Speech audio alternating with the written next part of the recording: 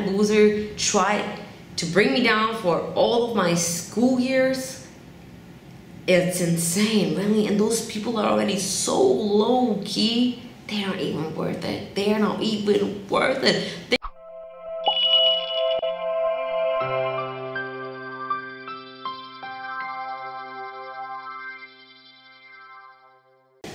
Hi my friends, and welcome back to my channel. So today is a small story time video. I promise I'm not gonna make it too long. Today I want to speak a little bit about my mobbing story, and I want to share my tips with you. Tips that helped me at the time, tips that still help me now, and I want to share them with you and tell a little bit about my story. Hashtag weaponize your voice. If you want to tell your story, please send me a DM and I'm gonna read that story out loud the next time you're gonna make a story time video. So sometimes I'm telling you a little bit about my life and a little bit about my experiences, why Universal dropped me, for example, why I don't sing anymore since a couple of years, why I moved abroad and stuff like that. And one of the major things actually is the mobbing part of my life that I didn't really spoke about, but I think it's time to share it. So if you are one of the kids and teenagers, or you know, just kind and sad souls that are mobbed, then I can really feel you. So my mobbing story actually started in kindergarten. Well, I had some really terrible experiences there. I'm not gonna pick up on that, but I'm gonna start with grade 1, 2, 3, 4, and then up to grade 10. I don't know why I was attracting this kind of abusive people around me in my life. Well, I mean, I know why, right? I had a very low self-confidence always, maybe the way I was dressing, but mostly the part because I was fat. And I'm not gonna lie about it, that being fat as a child, as a teenager, can be a horrible nightmare. And everyone that experiences this or had this experience will maybe understand and relate that if you're fat, wow, it can be terrible. So what happens was that I was always kind of a victim, and I always had those problems with people bullying me. One time in grade 4, I had a guy that was spitting on me, and I was in grade 4, right? And that guy just don't like me. There were 2 or 3 couple of boys that always after school, I don't know for any reason why you cannot like a girl that is in grade 4, that does no harm to no one, that is just fat and doesn't speak up at all. And I don't understand why you can really harm that girl. So that guy, you know, just spit all over my jacket all the time. And I tried, you know, there are so many of the situations, and looking back now, it's a mess. Not gonna lie about it. So, well, let's go a little bit about to the times from grade 7, 8, 9, 10, 5, 6, 7, 8, 9, 10. So when I came in grade 5, I had a constant bully for many years, and that guy bullied me till grade 10. He and 2 other guys were every day, they made my life a nightmare. I was crying to my mother, begging her not to go to school. Every day I would go to school, I would be constantly terrorized, I would be constantly abused. Every time when people just say something nasty about me, about the way I look like. So there was no day of my life that I was not pushed around. And of course you look at me now, right, and you think like, wow, how can that happen to her, right? She has that YouTube channel and she's a vocal coach and she's here in Singapore with her studio, blah blah blah blah blah. How can this actually happen to that girl, right? I'm gonna try to blend in some pictures for you to maybe understand why people hated me. Now looking back to how I was so insecure. Speaking up for me and myself was a major problem, was a major issue. I was really shy, I was really unconfident. I could not say no. Well, it maybe looked a little bit on the outside that I had a kind of a fake confidence, but I really didn't have a confidence at all. Nothing, zero.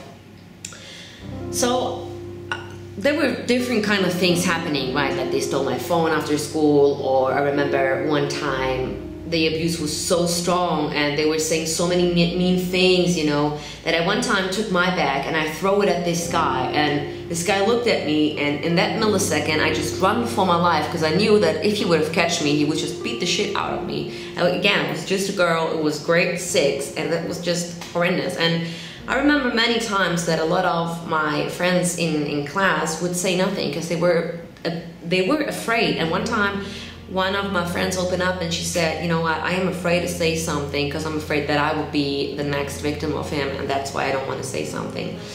Now I want to tell you, I will not go into further how terrible it was. One time I threatened that guy that I would kill him and stuff like that, because I was being pushed around to a point that I couldn't hold it, and I was sending him messages. I don't remember on where that was, on the phone or whatever. And he went with his mom to the secretary and told them that I sent this messages, and I was, and you know, I was, I don't know the English word, but for 2 days I was not allowed to go to school. And this was such a terrible moment, because I was the victim here, right? I was just trying to defend myself. I was just trying to get out of that misery. Looking back now, these 10 years, and until I faced my bully in grade 10, I faced him, right? So I took all my strength I had. It was grade 10, I was 16 years old. And I had this moment, you know, after so many years that he was terrorizing me, saying those things. And you know, you just imagine you go to school, you sit somewhere at a table, and that guy would just throw things at you, would just say mean things at you, would just say abusive words, would push you around, you know, and others just jump on it, you know, just say something, your weight, that you're horrible, everything that just comes to mind. You have nothing to do with that person, right? Nothing. So I remember that I faced him in grade 10, and I was about to clean the classroom, and I had a how do you call that, basin. I was always cleaning the classroom. Yeah, I was wiping the classroom. I was cleaning the classroom. And I remember that there was this moment that he was trying to attack me again, and that was that moment where I just snapped. I just snapped, and I just said so many things, so many mean things, and I took that wiping floor thing, I took it in my hands, and that was the point for me where I was running after him in the classroom, because I was about to beat the shit out of him with that stick. I was pushed around to a limit that I wanted to get violent. I didn't get violent. So the thing is, and then that was that moment where he ran away from me. And people in the classroom were saying, Tania, don't do it. He's not worth it. He's not worth it. Don't do it. Don't go into it. Don't just give him that rage and then go and beat the shit out of him, right? Because that was something that I wanted to do. Now looking back, well, okay, good. I'll not say nothing. He ran around and escaped out of the classroom, you know, outside into somewhere else, and he was panicking because he was afraid that I was going to hit him, you know. And I stood on, so after he went out, I stood on one table. I get on one table, and I make kind of a small speech by saying to everyone in the classroom that they participating in my abuse, by not speaking up, by not helping me, by not saying a word. Each of them is just a piece of shit, literally. And I'm never gonna regret that. If your friends watching you get bullied, get abused, get humiliated day by day through many years, these are no friends. Please get rid of them, because these are not friends. Because if you have friends, they're really gonna help you, you know. The whole class should actually help each other, you know. People should help each other to empower each other. It's not about you're gonna let 3 bullies ruin your life and let that do that to you, right? So I had that speech, and I said everything I wanted to say. You know, this is just some small snippets of my life, right? Now I want to go into that part of that, what actually really helped me over the years. So what really helped me, and now of course this channel is about vocals and singing and acting, but I'm really gonna go further in what really helped me in the first place. So when I was 10 years old, my mother sent me to a voice, music, dance, theater school called On Stage at that time. And there was a course, was an acting and singing course, and a musical course, and it was terrible. I hated it. I really hated it. I hated it because I couldn't keep up with the dance. I didn't know the people. I was 10 years old. I was fat. I had no self-esteem. I had no self-confidence. There was nothing, you know. It was just really, absolutely, it was a mess. I was a mess. And well, after some weeks passed, I started to say to my mom, you know, I really want to try that. I really want to go there. And it turns out it was one of the best decisions I did, because going there created a platform for my future. Because going to singing classes, going to acting classes raised a kind of awareness and a kind of a confidence.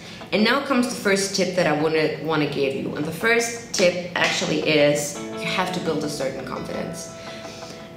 That is a key fact that will help you majorly in your life. Everything is like built on your confidence. Things you want to do is having confidence. Having confidence as a fat woman to go to a course, to a yoga course, and not feel ashamed of that you're the only fat girl, for example, or fat man, you know. Having confidence to try out new things, a new job, move abroad, you know. Having confidence is something where you just go on. If you want to sing all your life and you have no confidence, it will never gonna work out, because you have to try. You have to start at some point. You have to start to build confidence. That is the first thing. So the first thing is, how do I build confidence? Is by doing things that get you out of your comfort zone. And why I would recommend you to do something like acting or even a martial art, because it's going to majorly help you improve in your confidence. Because the self-awareness, the empowerment that you get there, are going to help you up to raise that confidence. Acting, you know, Kung Fu, for example, stuff like that, this is really going to help you.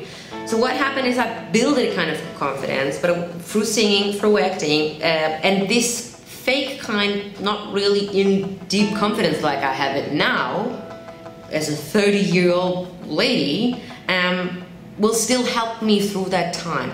Now I want to go a little bit more further. What really helps you, and that's part 2, is working on your speaking skills. So that is something that I witness here throughout. Now one thing that you have is a really good set of confidence. Now the other major part that you're gonna need, and that is what I think and what I experience most of the time, is a good set of speaking skills. Speaking skills doesn't only require you to have like a real, you know, having a good presentation, and how to make a good presentation is important though, and you're gonna need it in your school, in your life.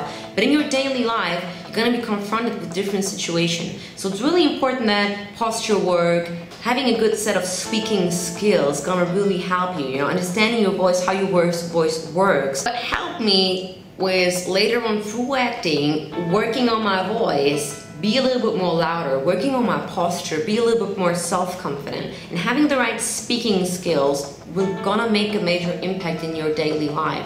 Because people choose a victim. Most of the time it works always in the same term, right? There is this girl or boy, he cannot speak up for himself, his voice is barely breaking, he's really, you know, has very bad posture, etc., etc., etc. And it starts there. It starts to create a good posture. It starts to work on your voice.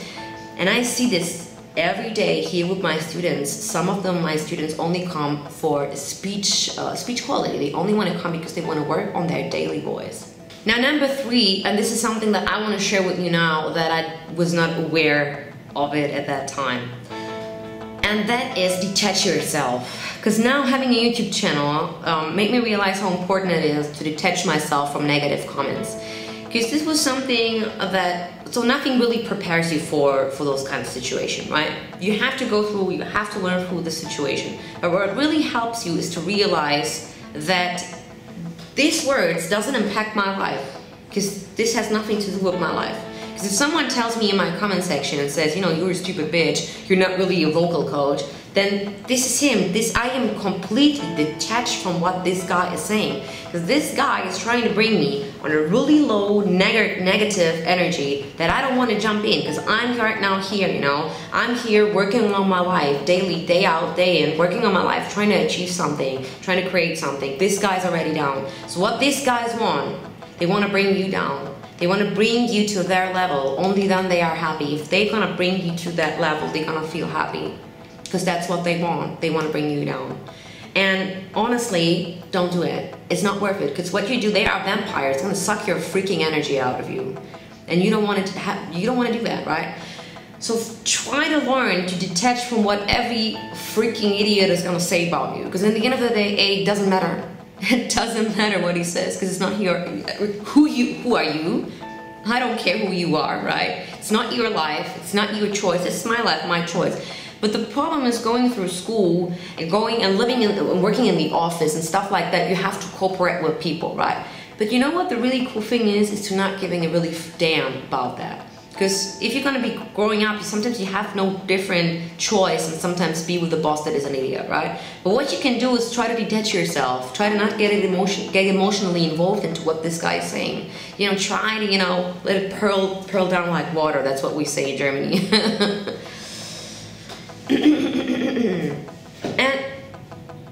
And then, you know, this awareness part leads also to confidence. You have to love yourself first. You have to have this certain kind of self-awareness, self-love, to know that what this person is saying doesn't affect me in no way.